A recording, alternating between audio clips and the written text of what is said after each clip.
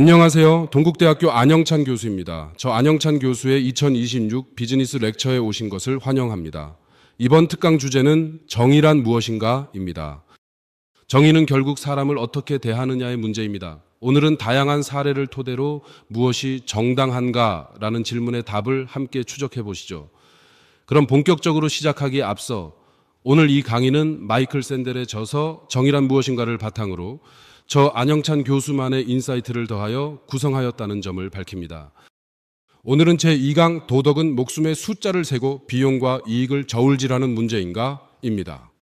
공리주의는 최대 행복을 목표로 하며 개인의 권리와 가치를 고려합니다. 벤담의 원칙은 최대 다수의 최대 행복을 추구하며 이는 기업 정책과 구명보트 사례에서 적용됩니다. 공리주의의 진화와 한계를 분석하여 도덕적 판단의 기준을 명확히 하고자 합니다. 공리주의의 핵심은 제레미 벤담의 최대 다수의 최대 행복 원칙입니다. 도덕의 최고 원칙은 행복을 극대화하는 것이며 좋은 행위는 공리, 즉 유용성을 극대화하는 행위입니다.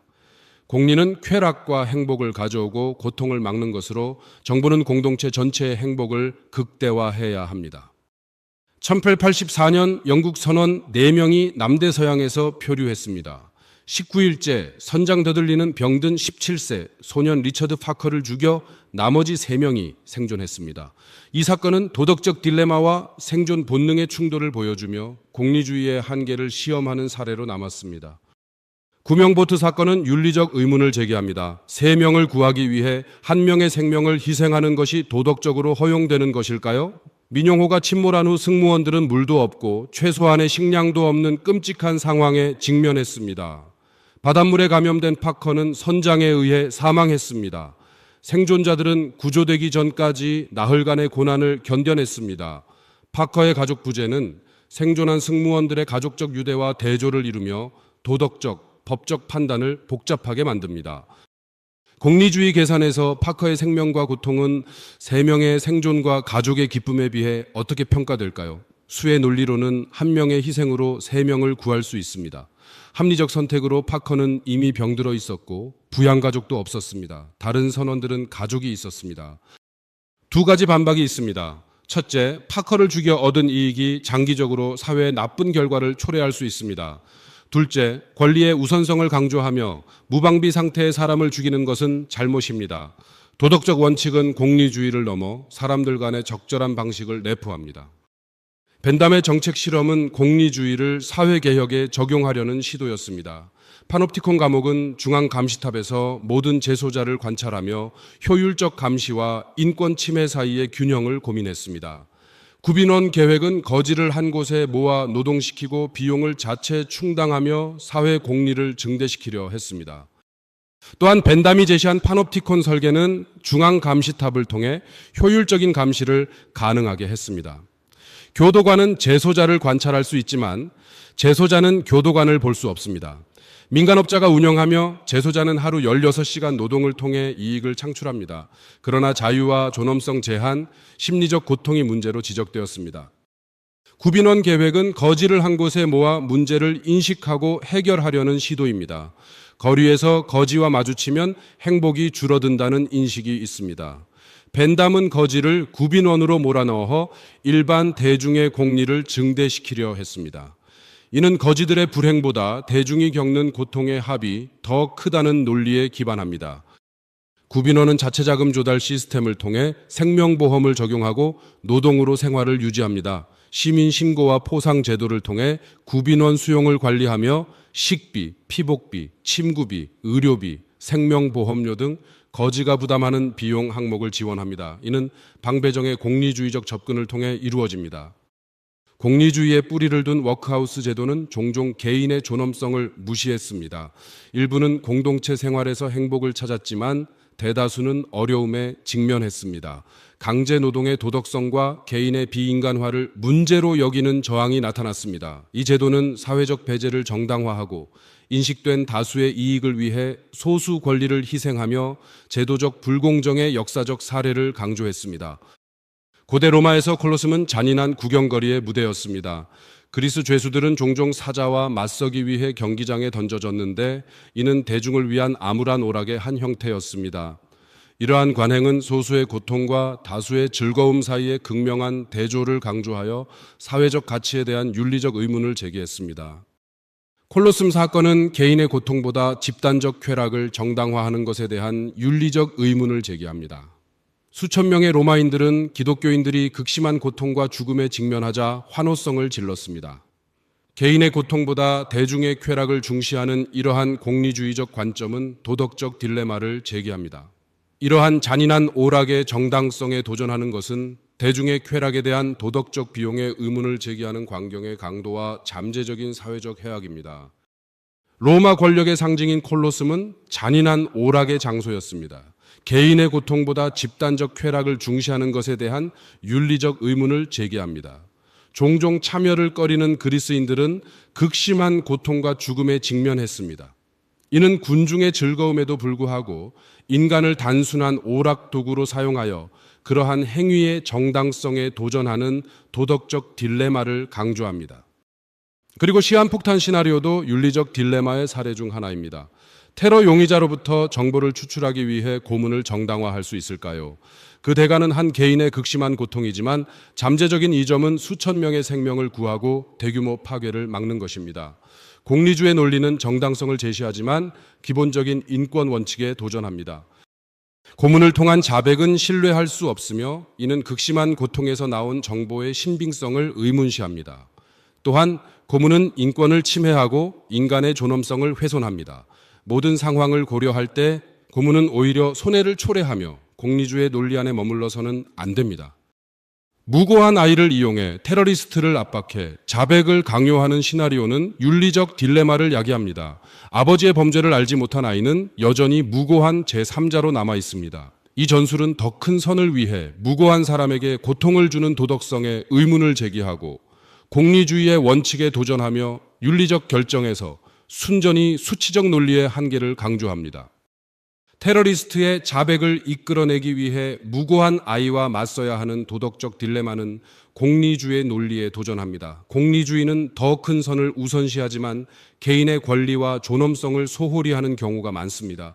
이 시나리오는 윤리적 결정을 정당화하기 위해 수치 논리를 사용하는 것의 한계를 강조하며 개인의 청렴성을 존중하는 보다 포괄적인 도덕적 틀의 필요성을 강조합니다. 오멜라스는 겉으로는 행복한 도시지만 그 행복은 한 가지 비밀에 의존합니다. 어슐러 르균의 단편 소설에서 묘사된 이 도시는 왕도 노예도 없는 축복받은 곳이지만 그 이면에는 고통받는 아이의 존재가 있습니다. 이 비밀을 알게 된 사람들은 오멜라스를 떠나기로 결심합니다. 오멜라스는 아름다운 공공건물과 행복한 시민들, 따뜻한 우정, 건강한 아이들로 가득한 도시입니다. 그러나 지하실에 갇힌 아이의 비참함이 모든 시민의 행복과 도시의 아름다움에 달려 있습니다. 이 아이의 고통이 그들의 행복을 유지하는 조건이라는 사실을 모두 알고 있습니다. 오멜라스의 행복은 지하실의 아이의 고통에 달려 있습니다. 아이가 햇빛을 본다면 오멜라스의 모든 아름다움과 기쁨은 시들고 파괴될 것입니다. 이 조건을 도덕적으로 받아들일 수 있는가? 희생자와 수혜자의 관계를 통해 도덕적 딜레마를 탐구합니다. 오멜라스의 공리주의는 도시 전체의 행복을 위해 한 아이의 극심한 불행을 감수합니다. 이는 수천 명의 기쁨과 문명의 번영을 가져오지만 권리 기반 반박은 아이의 인권 침해와 인간을 수단으로 이용하는 행위를 비판합니다. 전체가 행복해져도 정당화될 수 없는 문제입니다. 단일 통화는 모든 도덕적 행위를 하나의 기준으로 통합하려는 시도입니다. 공리주의는 행복을 계량화하고 통합하는 도덕 과학을 약속하지만 사람들의 선호를 배제하고 무게만 재는 과정에서 중요한 가치를 잃을 수 있습니다. 모든 가치를 단일 통화로 파악할 수 있을까요? 비용과 편익을 공리주의적 관점에서 분석할 때 모든 비용과 이익을 돈으로 환산합니다. 이는 복잡한 문제를 수치로 비교하고 합리적 선택을 추구하는 방법입니다.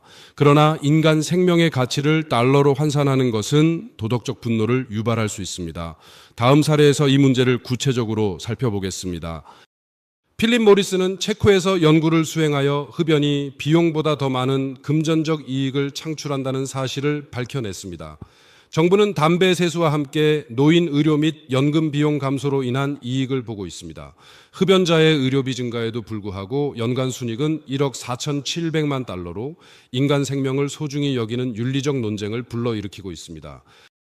필립 모리스는 이전에 흡연에 치명적인 영향을 부인했다는 이유로 대중의 분노에 직면했습니다. 이제 그들은 흡연을 공개적으로 인정하고 있습니다.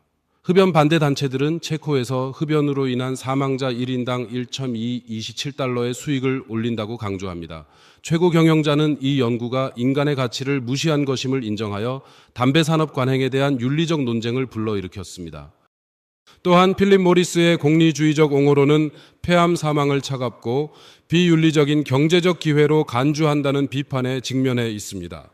비평가들은 공중보건과 인간의 행복을 무시하고 재정적 측면에만 초점을 맞춰 인간의 삶을 사소화한다고 주장합니다.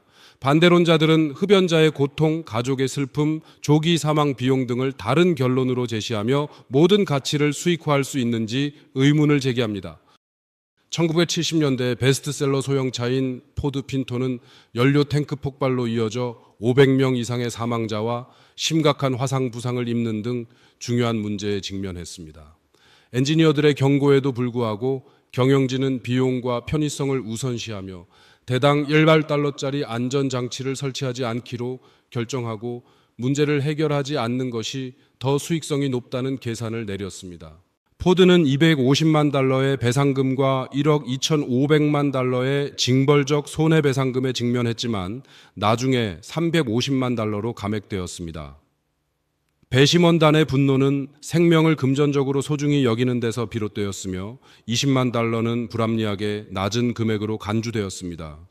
이 수치는 포드가 아닌 향후 생산성 손실, 의료비, 장례비, 피해자 고통을 고려한 1970년대 미국 도로교통안전국의 계산에 따른 것입니다. 포드 핀토 사건에서 공리주의적 질문이 제기됩니다. 배심원 반발이 원칙 때문인지 가격 때문인지가 핵심입니다. 가격 문제라면 공리주의자도 동의할 것입니다. 그러나 원칙 문제라면 생명을 돈으로 환산하는 것이 부적절하다는 비판이 있습니다. 이는 인간 존엄성과 생명의 고유 가치를 무시하는 도덕적 오류로 공리주의 근본 전제에 도전합니다. 2003년 미국 환경보호국은 새로운 대기질 기준을 도입하여 연령별 생명 가치 평가에 대한 논쟁을 촉발시켰습니다. 비용 분석 결과 70세 미만의 경우 37만 달러, 고령자의 경우 23만 달러의 가치가 있는 것으로 나타났습니다. 비평가들은 이것이 노인의 수명을 평가절하시킨다고 주장하는 반면 지지자들은 기대 수명 연장과 젊은 사람들의 미래 행복 가능성을 언급합니다. 노인의 생명을 소중히 여기는 것에 대한 논쟁은 윤리적 및 경제적 관점에 초점을 맞추고 있습니다. 비평가들은 생명을 수익화하는 것이 비윤리적이라고 주장하는 반면 지지자들은 자동차 사용과 같은 암묵적인 상충 관계를 강조합니다. 미국에서 매년 4만 명 이상의 교통사고가 발생하고 있음에도 불구하고 시간 절약을 위한 속도 제한이 증가하여 생명을 194만 달러로 평가했습니다. 이는 안전과 편의성을 균형 있게 고려한 사회적 선택을 반영한 것입니다. 생명 가치 환산에 대한 찬반 논쟁이 뜨겁습니다. 비용과 편익을 분석하는 옹호 측은 일정한 이익과 편의를 위해 안전을 포기해야 한다고 주장합니다. 반면 비판 측은 거부감이 도덕적 지표라고 강조하며 생명은 특별한 범주로 존엄성을 가격으로 환산할 수 없다고 주장합니다. 1930년대 손다이크의 고통 환산 실험은 공리주의 가정을 증명하려 했습니다. 정부 보조를 받는 젊은이들에게 다양한 고통을 겪는 대가로 얼마를 받으면 좋겠는가를 설문했습니다. 이 실험은 욕구와 혐오도 쾌락과 고통을 단일 통화로 환산할 수 있는 가능성을 탐구했습니다. 1937년 기준 실험 결과는 금액별로 다양했습니다. 앞니는 4,500달러로 19%, 발가락은 57,000달러로 33%, 지렁이는 100,000달러로 3.3%, 고양이는 10,000달러로 100%, 캔자스는 300,000달러였습니다. 즉, 손다이크는 만족이 일정한 양이 있다면 계량할 수 있다고 해석했습니다. 그러나 손다이크 실험의 문제점은 결과의 비교가 정말 의미 있는지에 대한 의문입니다. 모든 행동은 하나의 저울로 계량 가능하다는 주장과 달리 응답자 중 1, 3은 돈이 많아도 거부했습니다. 이는 공리주의의 약점을 보여주며 모든 가치를 하나의 통화로 환산하려는 시도가 얼마나 엉터리인지 드러냅니다. 1970년대 옥스퍼드 대학 기숙사 규정은 남녀 대학 분리와 여학생 방에서 남자 방문객 숙박 금지를 포함했습니다. 규정은 자주 깨졌고 완화 압력이 증가했습니다. 나이든 여교수들은 전통 도덕률로 반대했지만 시대 변화로 설득력이 약화되었습니다. 전통주의자들은 남자 방문 시 대학 비용 증가를 우려했습니다. 이 제안은 학생 1인당 최대 3명의 게스트에게 하룻밤에 50펜스를 부과할 수 있도록 허용했습니다. 이는 비용을 투명하게 충당하기 위한 것이었습니다. 그러나 가디언의 보도에 따르면 이 정책은 빠르게 중단되었습니다. 도덕적 기준을 수익화하려는 시도는 실패하여 윤리적 언어를 실용적이고 공평한 솔루션으로 전환하는 것이 어렵다는 점을 강조했습니다. 세인트 앤의 가치 변화는 윤리적 딜레마를 강조합니다. 하룻밤에 50펜스를 허용하는 것은 도덕적 기준, 경제적 거래, 윤리의 상품화에 대한 의문을 제기했습니다. 이러한 관행은 전통적인 가치를 흐리게 하여 학생들의 객관화와 대중의 비판을 초래했습니다. 이 사례는 가치를 수익화하는 것이 그 본질을 왜곡할 수 있음을 보여주며 공동체 윤리와 공공책임에 대한 재평가를 촉발합니다. 투견과 고급 저급 쾌락의 역사적 사례를 살펴보겠습니다. 곰을 묶어놓고 즐기는 놀이가 청교도들에 의해 금지된 이유는 곰의 고통이 아니라 구경꾼의 쾌락 때문이었습니다. 투견은 여전히 인기가 있지만 일부 지역에서는 동물 학대 방지를 위해 법으로 금지되었습니다. 도덕적 판단이 투견에서 쾌락을 얻는 행위를 혐오스럽게 여깁니다. 벤담은 쾌락의 질적 차이를 인정하지 않고 강도와 지속성만을 중시합니다. 그는 쾌락이 신화 음악처럼 동일하다고 주장하며 사적 판단을 배제합니다. 반면 잔혹한 쾌락은 타인의 고통을 즐기며 도덕적 교육을 통해 모든 취향을 동등하게 계산해서는 안 된다고 강조합니다. 존 스튜어트 밀은 벤담보다 한 세대 후에 태어나 제임스 밀의 아들로서 성장했습니다. 그는 3세에 그리스어, 8세에 라틴어를 배웠고 20세에 신경소외약과 우울증을 겪었습니다. 밀은 계산적 원칙보다 인간적 원칙을 중시하며 개인의 권리를 옹호하고 고급 저급 쾌락을 구분했습니다. 밀의 은 개인의 자유를 옹호하며 사람들은 남에게 해를 끼치지 않는 한 원하는 것을 자유롭게 할 수 있어야 한다는 원칙을 강조합니다. 정부는 개인 자유 간섭을 금지하고 명확한 보호와 최소한의 강요를 통해 개인의 주권을 보장해야 합니다. 사회적 책임은 타인에게 영향을 미치는 행동에만 적용됩니다. 밀은 개인의 권리를 단호히 주장하려면 공리보다 강력한 무언가가 필요하다고 봅니다. 소수 종교 금지 사례에서 다수의 행복 증가는 소수의 불행과 좌절을 초래할 수 있습니다. 공리는 종교 자유의 불완전한 기초이며 진보하는 인간에게 영원히 이익을 줄 수 있는 공리여야 한다고 주장합니다. 자유는 장기적 행복을 촉진합니다. 진리 발견을 통해 다수 의견을 수정하고 독단과 편견을 방지합니다. 사회 발전을 위해 다양한 의견의 치열한 경쟁이 필요하며 이는 독단을 방지하고 사회의 활력을 증진시킵니다. 자유사회는 관계의 강요 없이 발전을 촉진하며 이는 사회의 창의성과 활력을 유지하는 데 필수적입니다. 자유의 옹호는 두 가지 문제를 제기합니다. 첫째, 불확실한 근거로 권리를 존중하는 것이 사회 발전에 기여할 수 있는지입니다. 권리가 수단에 불과하다면 전체주의 사회가 더 효율적일 수 있습니다. 둘째, 권리 침해가 사회 전체에 미치는 영향과 무관하게 당사자에게 부당함을 초래할 수 있습니다. 공리주의적 관점을 넘어서는 주장이 필요합니다. 개성과 인격의 중요성은 개인의 능력 발휘에 필수적입니다. 관습이나 다수 의견을 따르는 행동은 잘못입니다. 지각, 판단, 차별적 감정, 정신활동, 도덕적 기호는 선택 과정에서만 발휘됩니다. 관습을 따르기보다는 자기 계획을 선택하여 능력을 최대한 발휘해야 합니다. 무엇을 하느냐뿐만 아니라 어떤 태도로 하느냐도 중요합니다. 밀은 욕구와 충동이 단순한 본능이 아닌 인격과 인간 번영을 위한 도구라고 주장합니다. 이는 벤담의 공리주의와 대조되며 도덕적 이상을 넘어서는 것을 강조합니다. 벤담의 원칙을 따르는 것이 아니라 빈약한 껍데기라고 비판합니다. 밀은 이러한 관점에서 고급 쾌락을 중시합니다. 반면 벤담은 쾌락의 양과 강도를 중시하며 질적 차이를 인정하지 않습니다. 반면 밀은 더 바람직하고 가치 있는 쾌락이 있다고 주장하며 고급과 저급 쾌락을 구분합니다. 미래 시험에서는 두 가지 쾌락 중 하나를 절대적으로 선호하는 사람들의 도덕적 의무감과는 상관없이 더 바람직한 쾌락을 선택해야 한다고 봅니다. 교실 환경에서 학생들은 세 가지 옵션을 제시받았습니다. 세계 레슬링 선수권 대회, 셰익스피어의 햄릿 독백, 만화 심슨 가족기입니다. 어떤 것이 가장 재미있고 어떤 것이 가장 높은 가치를 지니고 있는지 물었습니다. 그 결과 심슨 가족이 가장 재미있고 셰익스피어가 가장 권위 있는 것으로 나타났습니다. 학생들은 심슨 가족의 유머를 선호하지만 의 독백은 여전히 고급 쾌락으로 여겨집니다.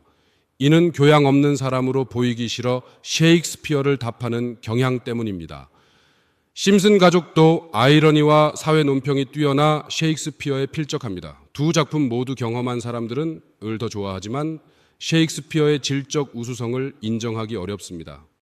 밀은 만족하지 못하는 소크라테스를 통해 고급 능력을 가진 사람은 더 많은 노력이 필요하다고 주장합니다. 이는 자유, 개인 자립, 존엄을 중시하며 고급 쾌락이 더 나은 것이 아니라 고급이라고 생각하기 때문입니다. 인간 존엄성과 개성은 욕구를 기준으로 삼을 수 없다는 점을 강조합니다. 위대함은 고급 능력을 끌어내고 인간답게 만드는 데 있습니다. 밀은 인간적 공리주의를 통해 질적 차이를 인정하며 결과적으로 도덕 이상을 도입합니다. 이는 인간의 존엄성과 개성을 강조하며 공리와 무관한 도덕적 이상을 강조하는 결론에 이릅니다. 유니버시티 칼리지 런던에 보존된 제레미 벤담의 오토 아이콘은 죽음 속에서도 그의 공리주의 철학을 잘 보여줍니다. 평생 의상을 입은 그의 시신은 유리 케이스에 담겨 있어 행복을 극대화하려는 그의 신념을 상징합니다. 벤담의 죽은 자가 어떻게 살아있는 자에게 유용할 수 있을까라는 질문은 해부학적 연구와 철학적 유산을 통해 답하며 미래 세대에 영감을 줍니다.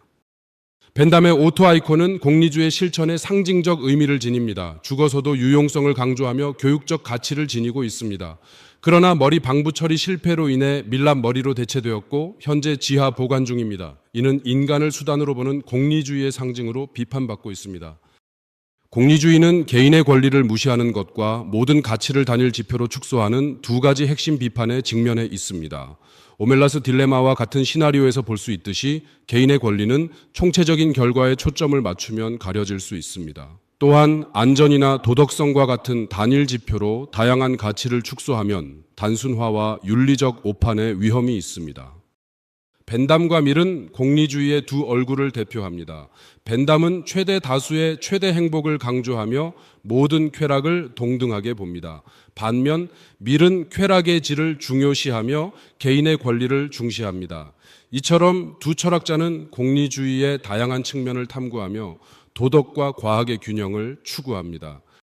토론 질문은 철학적 딜레마를 탐구합니다. 구명보트 재판에서의 판결, 오멜라스의 조건 수용 여부, 시한폭탄 시나리오의 도덕성, 생명의 가격을 매기는 문제, 심슨 가족과 셰익스피어의 가치 비교, 그리고 미래 공리주의에 대한 평가를 다룹니다. 각 질문은 도덕적 판단과 가치의 본질을 깊이 있게 탐구합니다. 공리주의는 명확하고 계산 가능한 매력을 지니지만 개인의 권리 경시와 인간 존엄성 훼손 위험이 있습니다. 도덕을 계산으로 축소하는 문제는 도덕적 의무와 권리가 기본적인 덕목으로 존재해야 한다는 점에서 비판받습니다. 도덕은 목숨의 숫자를 세고 비용과 이익을 저울질하는 문제가 아닙니다.